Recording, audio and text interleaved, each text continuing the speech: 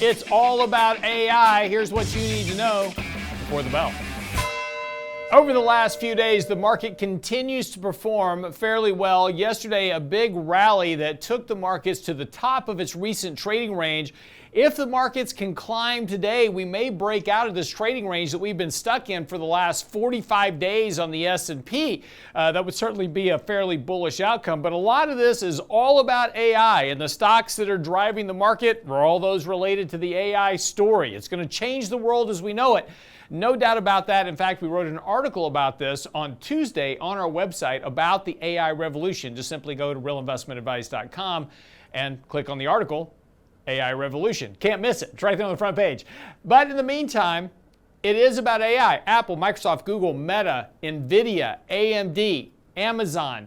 Those are the ones that are driving the market as late. In fact, we've got a very narrow breadth of stocks that have been lifting the markets overall. But is it too late now to get into those trades? Well, probably not over the course of time, but right now it is a fairly late trade at this point. It's a very one-sided and crowded trade at this point. If we take a look at the NASDAQ and using the triple Q as a measure, here's a chart of the market going back for 3 years. This is the NASDAQ, of course. That's that tech-heavy index. And again, we see the peak of the market back in January of 22, the big decline. We got 3 standard deviations oversold in October of last year. The market has rallied and bounced off that support level.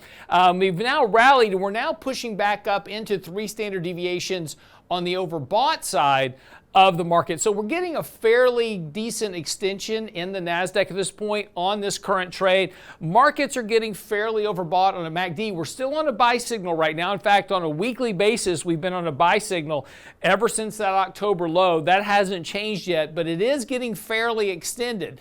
And that suggests that eventually you're going to get some type of turn here in the markets, and you're going to get at least a pullback, to either a good level of support, which is where these weekly moving averages are all kind of clustered right now, or you're going to get a period of consolidation. So again, a lot of these stocks that have been on the big runs as of late may start to kind of peter out here a bit, not in terms of performance, like they're going to have a big decline, but they may just stop going up as quickly and let other areas of the market begin to catch up. And again, we've had a very one-sided trade to the market this year so far.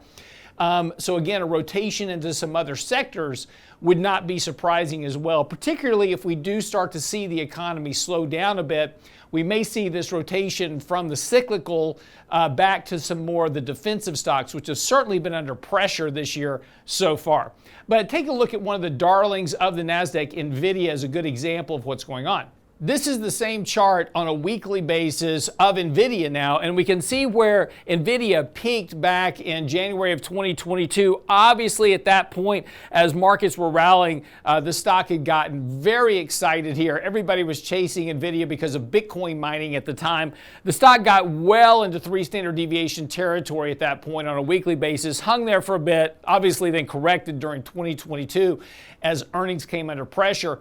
Nvidia is set to report earnings next week. Earnings have been weak in terms of their reports over the last 4 quarters. There's already a lot of expectation built in that not only will their earnings be strong, but also outlook will be amazingly strong because of AI. But a lot of that potential possibility has already been priced into the stock. And again, the stock is now trading again in 3 standard deviation territory on a weekly basis, above its long-term moving averages. So again, when we take a look at Nvidia, it is extremely overbought. Its MACD signal is back to its previous peak that we saw back in January of 2022, is beginning to narrow here. So that price spread of these moving averages is beginning to condense here.